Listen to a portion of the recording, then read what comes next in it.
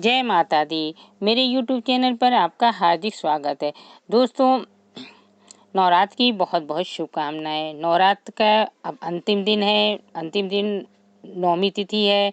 नवरात्र पर नौमी तिथि की उपासना का विशेष महत्व होता है। नौमी तिथि के दिन माँ सिद्धिदात्री की पूजा अर्चना की जाती है। माँ दुर्गा सिद्धिदात्री के स्वरूप में पूजी जाती है। माँ सिद्धिदात्री को सिद्धि और मोक्ष की देवी माना जाता है। मान्यता है कि दुर्गा के इस स्वरूप की पूजा करने से भक्त को यश, बल और धन की प्राप्ति होती है। माँ दुर्गा की नवी शक्ति का नाम सिद्धिदात्री है। ये सभी प्रकार की सिद्धियों को देने वाली। नवरात्र पूजन के 9वें दिन इनकी उपासना की जाती है। इस दिन शास्त्रीय विधि विधान और पूर्ण निष्ठा के साथ साधना करने वाले साधक को सभी सिद्धियों की प्राप्ति होती है। सृष्टि में कुछ भी इसके लिए अग्नि नहीं रह जाता। ब्रह्मांड पर पूर्ण विजय प्राप्त करने की सामर्थ्य उसमें आ जाती है। मार्कंडेय पुराण के अनुसार अणिमा, महिमा, गरिमा, लघिमा, प्राप्त, प्राकम, ईशित्व और वशित्व ये 8 सिद्धियां होती है। ब्रह्मवैवर्त पुराण के श्री कृष्ण जन्मखंड में यह संख्या 18 बताई गई है। उनके नाम इस प्रकार हैं: अणिमा, लघिमा, प्राप्ति, प्राकम्य, महिमा, ईशित्व, वशित्व, स्वर कामाओ, साहिता, सर्गत्व, दूर श्रवण, परकाय प्रवेशन, वाक सिद्धि, कल्प वृक्षत्व, सृष्टि, संहार, करण सामर्थ्य, अमरत्व, सर्वन्यायकत्व, भावना और सिद्धि। माँ सिद्धिदात्री भक्तों और साधकों को ये सभी सिद्धियां प्रदान करने में समर्थ हैं। देवी पुराण के अनुसार भगवान शिव ने इनकी कृपा से ही इन सिद्धियों को प्राप्त किया था। इनकी अनुकंपा से ही भगवान शिव का आधा शरीर देवी का हुआ था। इस कारण वे लोक में अर्धनारीश्वर नाम से प्रसिद्ध हुए। माँ सिद्धिदात्री 4 भुजाओं वाली है। इनका वाहन सिंह है। ये कमल पुष्प पर भी आसीन होती है। इनकी दाहिनी तरफ से के नीचे वाले हाथ में कमल पुष्प है।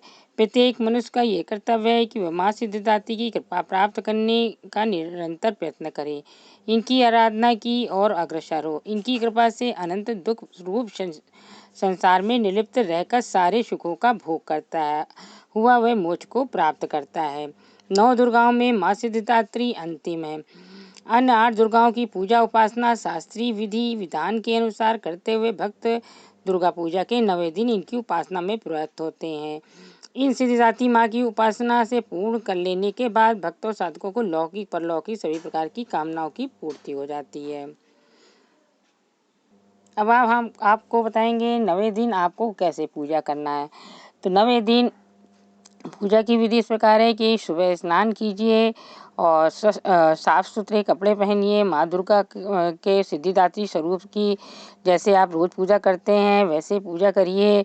उस दिन सबसे आखिरी दिन है, इसलिए आप उस दिन हलवा पूड़ी का भोग लगाइए और चने बनाइए। और उसी दिन जो लोग व्रत लोग रहते हैं तो कन्याओं को खिलाते हैं। इस दिन वैसे भी कन्याओं को खिलाना चाहिए। 9 कन्या 1 लड़का खिलाना चाहिए। तो उन 9 कन्याओं को हलवा पूड़ी का भोग लगाइए और उनको दक्षिणा के रूप में रुपए और कुछ गिफ्ट जरूर से दीजिए और एक चुन्नी ओढ़ाइए। ये थी पूजा विधि। और इसी दिन हवन भी होता है, वो हवन भी कीजिए। आप किसी पंडित द्वारा कराना चाहते हैं पंडित द्वारा कर लीजिए, नहीं तो आप छोटा सा एक हवन भी कर सकते हैं। नहीं कुछ आता है तो जो सप्तशती में 108 माँ के नाम लिखे उनको बोलकर भी हवन कर सकते हैं। चलिए हम इसकी माँ सिद्धिदात्री की छोटी सी एक कथा सुनाते हैं। सिद्धिदात्री से ये जो पौराणिक कथा है एक पौराणिक कथा के अनुसार भगवान शिव ने माँ सिद्धिदात्री की कठोर तपस्या कर 8 सिद्धियों को प्राप्त किया था। साथ ही माँ सिद्धिदात्री की कृपा ने भगवान शिव को आधा शरीर देवी हो गया था और वे अर्धनारीश्वर कहलाए। माँ दुर्गा का ये अत्यंत शक्तिशाली स्वरूप है। शास्त्रों के अनुसार देवी दुर्गा का यह स्वरूप सभी देवी देवताओं के तेज से प्रकट हुआ। कहते हैं कि दैत्य महिषासुर के अत्याचारों से परेशान होकर सभी देवतागण भगवान शिव और प्रभु विष्णु के पास गुहार लगाने गए थे। जब वहाँ मौजूद सभी देवतागण से एक तेज उत्पन्न हुआ और उस तेज से एक देव शक्ति का निर्माण हुआ, जिन्हें माँ सिद्धिदात्री के नाम से जाना जाता है।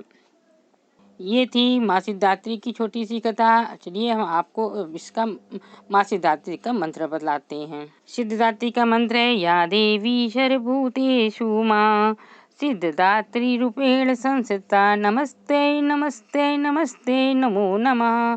इसका अर्थ है, हे माँ सर्वत्र विराजमान और माँ सिद्धिदात्री के रूप में प्रसिद्ध अम्बे, आपको मेरा बार बार प्रणाम है, या मैं आपको बारंबार प्रणाम करता हूँ।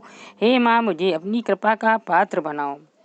ये था एक छोटा सा मंत्र जिसे आप नवमी के दिन इसका जाप कर सकते हैं। जाप नहीं करते हैं तो इसको बोलकर सभी सामग्री देवी जी को चढ़ाएं। चलिए अब आज हम आपको बताते हैं माँ सिद्धिदात्री को किस चीज़ का भोग लगाना चाहिए। माँ सिद्धिदात्री को काले तिल का भोग लगाना चाहिए। यह थी माँ सिद्धिदात्री के पूजा, कथा, मंत्र और भोग की वीडियो। आपको मेरी ये वीडियो अच्छी लगे तो मेरे चैनल को ज़रूर सब्सक्राइब कीजिएगा, लाइक कीजिएगा और ज़्यादा से ज़्यादा शेयर कीजिएगा। चलिए अगली वीडियो मिलते हैं। जय माता दी।